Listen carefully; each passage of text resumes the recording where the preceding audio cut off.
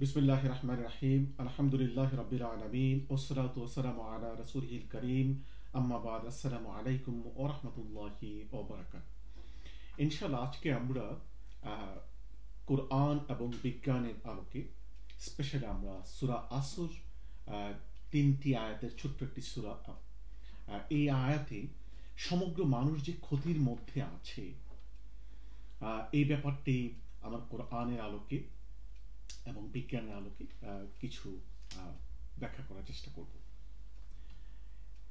সূরাটি স্কলারদের মতে মুফাসসিরদের মতে অত্যন্ত গুরুত্বপূর্ণ একটি সূরা। আমার আন্ডারস্ট্যান্ডিং অনুযায়ী এই সূরার মধ্য দিয়ে সমগ্র মানুষকে আল্লাহ রাব্বুল আলামিন একটি বিশাল সতর্ক বার্তা দিয়েছেন। সেই সতর্ক বার্তাটা কি? সেটা হচ্ছে যে সমগ্র মানুষ তোমরা সকলেই ক্ষতির মধ্যে রয়েছ এবং এই ক্ষতি থেকে তোমরা বাঁচতে পারবে না যদি না তোমরা স্পেসিফিক কিছু কাজ করো। এবং এটার সায়েন্টিফিক ব্যাখ্যা কি, আমরা কিভাবে এই ক্ষতি থেকে বাঁচতে পারি ইনশাআল্লাহ আমরা সেটা বোঝার চেষ্টা করব। আমরা প্রথমেই দেখে নিই সূরাটির আয়াতগুলো। বিসমিল্লাহির রহমানির রহিম। ওয়াল আসর ইন্নাল ইনসানা লাফি খুসর ইল্লাল্লাযীনা আমানু ওয়া আমিলুস সালিহাত ওয়া তাওয়াসাউ বিল হাক্কি ওয়া তাওয়াসাউ বিস সবর। আল্লাহ প্রথমেই শপথ করেছেন আসরের। এখন আসর মানে কি? আসর কোন মুফাসসির বলে সময়, কেউ কেউ বলেন যে না, এই আসরকালীন যে সময়টি অর্থাৎ দিনের একটি ক্ষুদ্র সময়, যে সময়টি খুব দ্রুত চলে যায়। আমি এই ব্যাখ্যাটির সাথে একমত। অর্থাৎ সময়ের একটি অংশ, দিনের শেষ ভাগ, যা খুব দ্রুত চলে যায়, এটা শপথ আল্লাহ করছেন। শপথ করে আল্লাহ কি বলছেন? ইন্নাল ইনসানা লাফি খুসর, সমগ্র মানবতা, প্রত্যেকটি মানুষ ফি খুসর, ক্ষতির মধ্যে রয়েছে। এই ক্ষতিটি ইনডিফিনিট নাউনে ব্যবহৃত হচ্ছে, ইসমু নাকিরা, অর্থাৎ এটা মানে ক্ষতির সম্ভাবনাটা বিশাল হতে পারে। কিন্তু এই ক্ষতি থেকে কারা বাঁচবে সেটার প্রেসক্রিপশন এই সূরাতে দেওয়া আছে, সেটার পদ্ধতি এই সূরাতে বলে দেওয়া হয়েছে। ক্ষতি থেকে তারাই বাঁচবে যারা ইল্লাল্লাযীনা আমানু, তারাই বাঁচবে ক্ষতি থেকে যারা ঈমান এনেছে এবং ঈমানের যে ঈমানের যে রিকোয়ারমেন্ট সেটা ফুলফিল করে যাচ্ছে। এটা ভার্ব ফর্মে ব্যবহৃত হয়েছে, অর্থাৎ যারা ঈমান এনেছে এবং দে আর অন দ্য পাথ অফ ঈমান। এখন এই কথা বলেই শেষ নয়, আমরা ব্যাখ্যাতে যাব এই চারটা জিনিস একটু পরে। এরপর বলা হয়েছে আমিলুস সালিহাত, যারা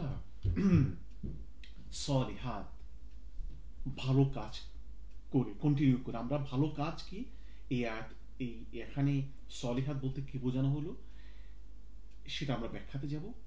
ওয়া তাওয়াসাউ বিল হাক্কি ওয়া তাওয়াসাউ বিস সবর। শুধু ঈমান এবং ভালো কাজ তাই তারা শুধু এ দুটোই করে না, বরং ঈমান এবং আমালুস সালিহাত এক্সটেনশন হিসাবে, অর্থাৎ এই দুইটার কমপ্লিমেন্টারি হিসাবে ওনারা আরো দুটো কাজ করে, যে দুটো কাজ না করলে এই প্রথম যে দুটো কাজ ঈমান আমানু ওয়া আমিলুস সালিহাত, এই দুটো কাজ পরিপূর্ণতা পাবে না। সে দুটো কাজ কি? তারা শুধু নিজেরাই হকের পথে থাকবে না, ওয়া তাওয়াসাউ বিল হক, তারা একে অপরকে হকের পথে থাকার জন্য সহযোগিতা করবে, পরামর্শ দেবে, ওসিয়াত করবে, হুকুম করবে, নির্দেশ করবে, সহযোগিতা করবে। ওয়া তাওয়াসাউ বিস সবর, শুধুমাত্র নিজেরাই ধৈর্য ধারণ করবে না। এই পথটা, ঈমান এবং আমল সালেহাতের পথটা সহজ নয়, এই পথটা কঠিন। এই পথে চলতে গেলে অত্যন্ত ধৈর্যের দরকার আছে। এই ধৈর্য তা তো শুধু নিজেরাই শুধু পালন করবে না, তারা তাদের আশেপাশের লোকজনদেরকে হকের পথে, ঈমান, আমালুস সালিহার পথে এবং ধৈর্যের মধ্য দিয়ে টিকে থাকার জন্য, ধৈর্যের সহিত এই পথে টিকে থাকার জন্য তারা একে অপরকে উপদেশ দেবে, পরামর্শ দেবে। শুধু নিজেরাই ঈমান, আমালুস সালিহা এবং হকের পথেই থাকবে না, তারা নিজেরাও ধৈর্য ধারণ করবে, একে অপরকে ধৈর্যের পরামর্শ দেবে। এখন আমরা প্রত্যেকটা বিষয়, ঈমান, আমালুস সালিহা,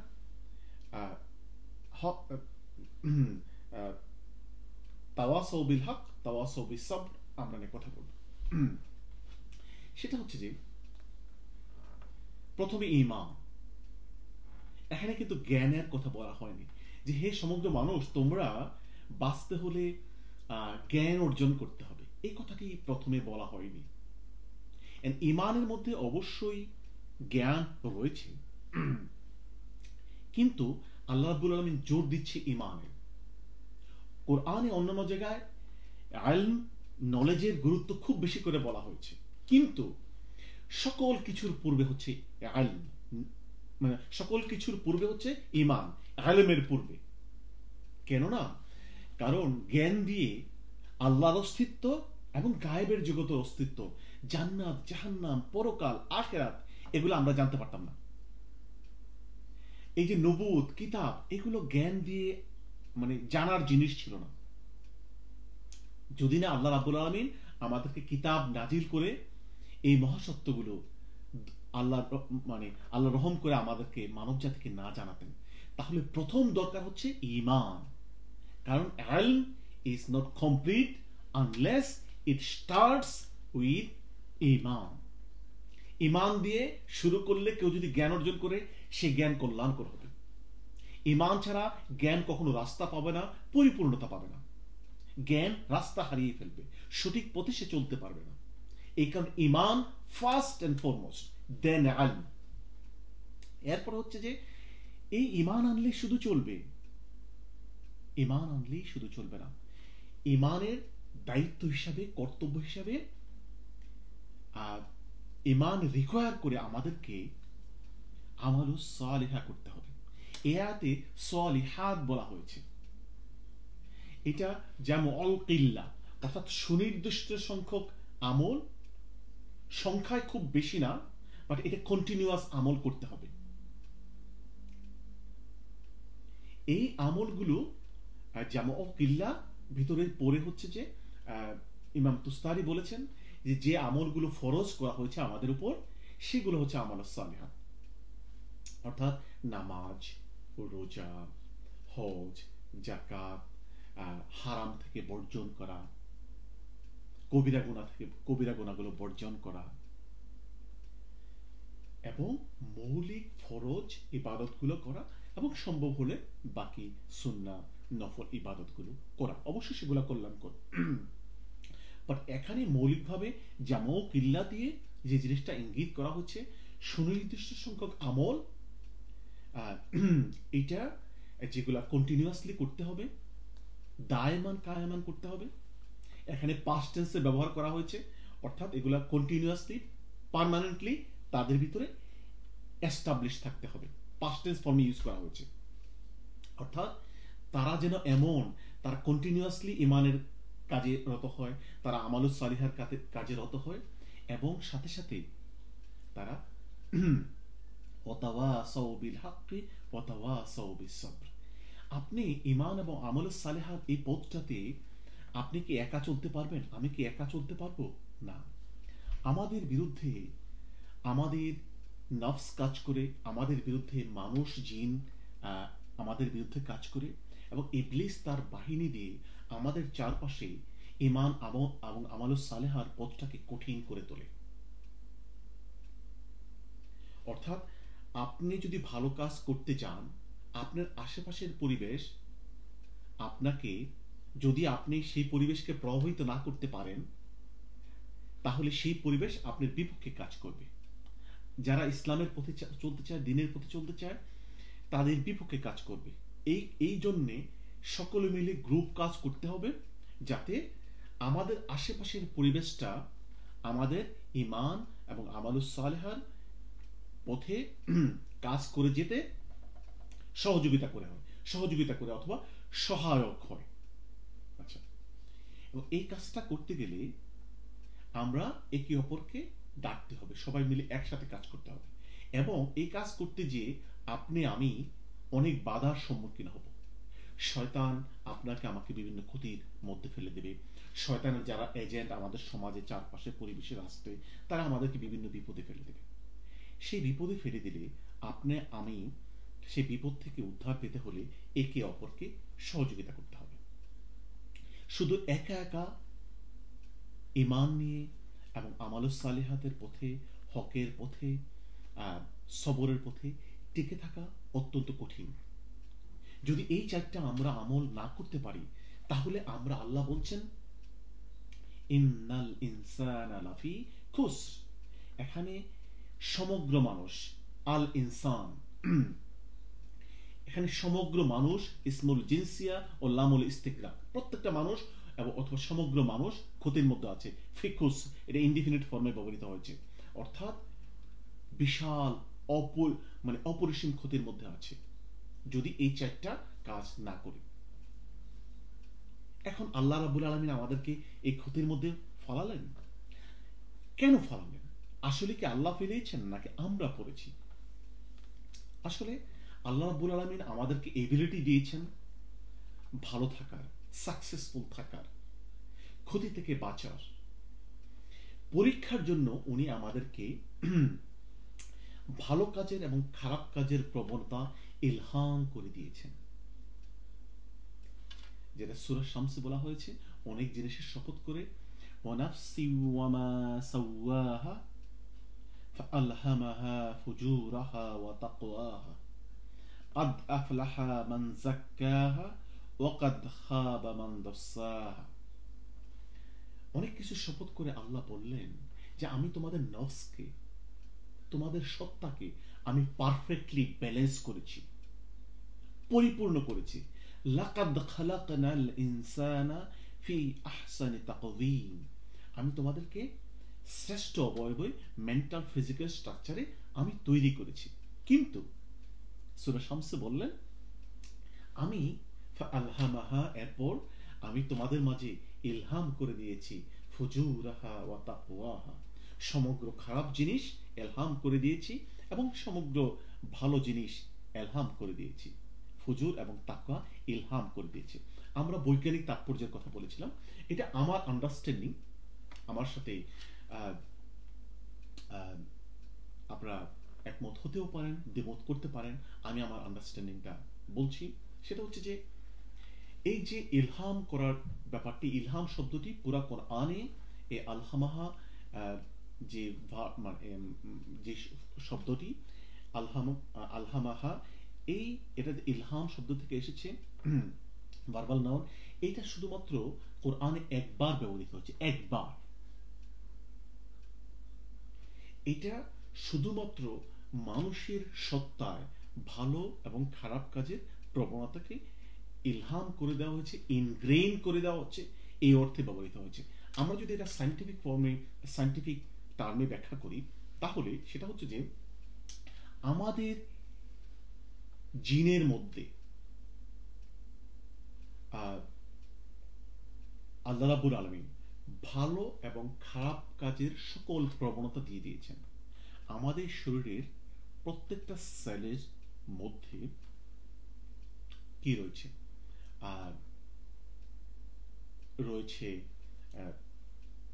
25,000 থেকে 30,000 জিন্স। 25,000 থেকে 30,000 জিন্স রয়েছে আমাদের সেলের ভিতরে। এই জিনগুলোর মধ্যে আমার আন্ডারস্ট্যান্ডিং অনুযায়ী এখানে ভালো এবং খারাপ কাজের প্রবণতা রয়েছে। এবং এই কথাটাই আল্লাহ রাব্বুল আলামিন, Allah knows best, that is my understanding, যে ফাআলহামাহা ফুজুরাহা ওয়া তাকওয়াহা, আমি নফসকে পারফেক্টলি তৈরি করার পর, অ্যাজ পার্ট অফ টেস্ট, পরীক্ষা করার জন্য ভালো এবং খারাপ প্রবণতা দিয়ে দিলেন। কিন্তু দিয়ে আল্লাহ বললেন কাদ আফলাহা মান যাক্কাহা, সেই সফল হবে যে কন্টিনিউয়াসলি তার এই নফসকে পরিশুদ্ধ করার চেষ্টা করবে। পরিশুদ্ধ কিভাবে করবে? সূরা আসরে বলা হয়েছে ঈমান, পরিপূর্ণ ঈমান থাকতে হবে। ঈমানে কোনো ঘাটতি থাকা চলবে না। কোরআনে যে ঈমানগুলোর কথা বলা হয়েছে, আল্লাহর উপর বিশ্বাস, পরিপূর্ণ বিশ্বাস, কোরআনের উপর বিশ্বাস, নবুয়তের উপর পরিপূর্ণ বিশ্বাস, কিতাবের উপর বিশ্বাস এবং আখিরাতে আমাদের যে বিচার হবে সেগুলোর উপর বিশ্বাস, এবং কোরআনের যে প্রত্যেকটা কথা বলা হয়েছে সেগুলোর উপর বিশ্বাস। এই পরিপূর্ণ বিশ্বাস আমাদের মাঝে থাকতে হবে।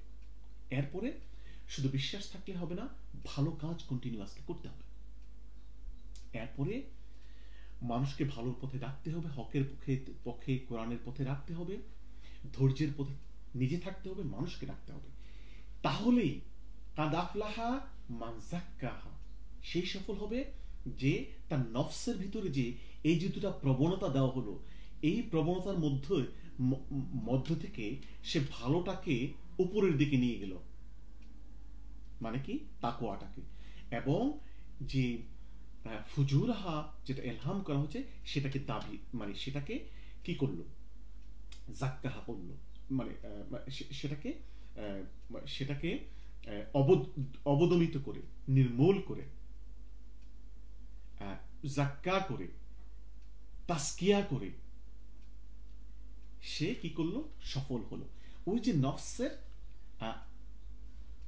প্রাথমিকভাবে যে বেস্ট নফস ছিল, ওয়ানাফসি ওয়ামা সাওয়াহা তাসফিয়া ছিল,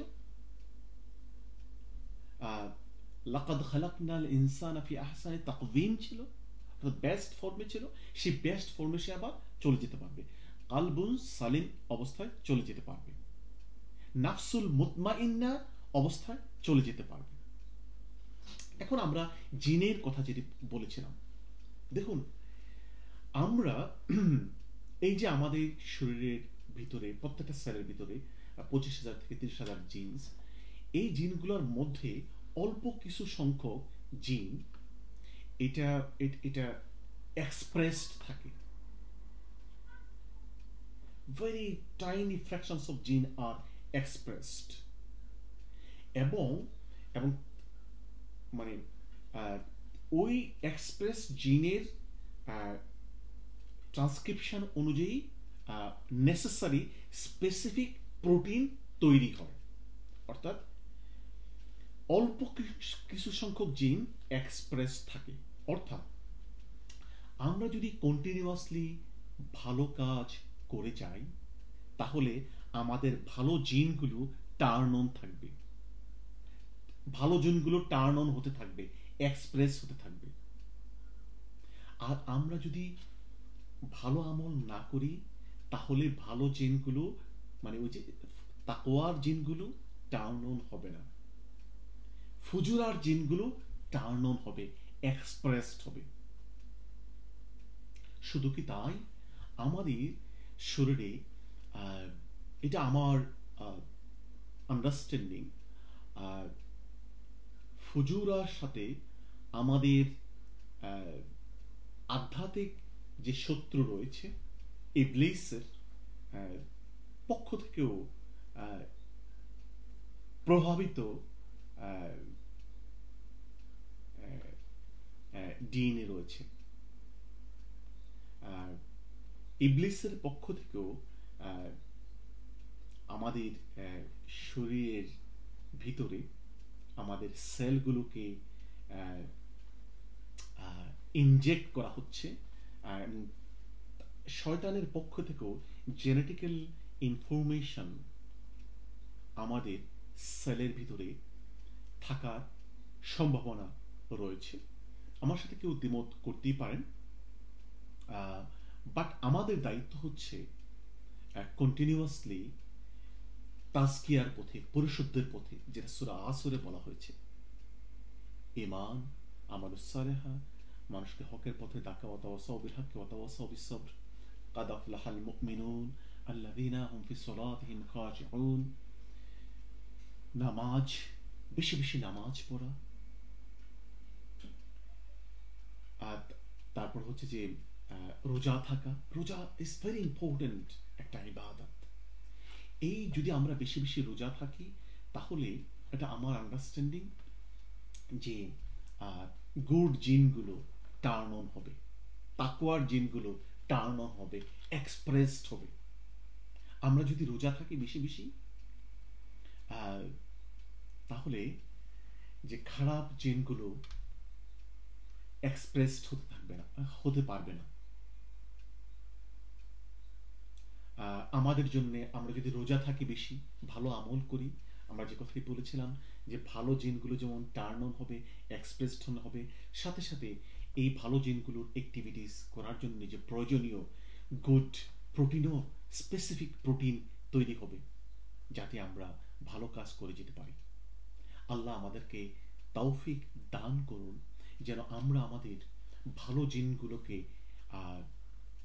এক্সপ্রেস করতে পারি, টার্ন অন করতে পারি, খারাপ জিনগুলোকে অবদমিত করতে পারি, এবং এর মধ্য দিয়ে আমরা যেন আল্লাহ যে মহা ক্ষতির কথা বলেছেন সূরা আসরে, ইন্নাল ইনসানা লাফি খুসর, সে ক্ষতি থেকে যেন আমরা বেঁচে যাই, এবং এর মধ্য দিয়ে আমরা যেন আমাদের কালকে কালবুন সালিমি পরিণত করতে পারি, নাফসুল মুতমাইন্নাতে পরিণত করতে পারি। আহ, আহ, এই প্রচেষ্টা যেন আমরা রত থাকি, এই কথা বলে আমার কথা শেষ করছি। আসসালামু আলাইকুম ওয়া রাহমাতুল্লাহি ওয়া বারাকাতুহু।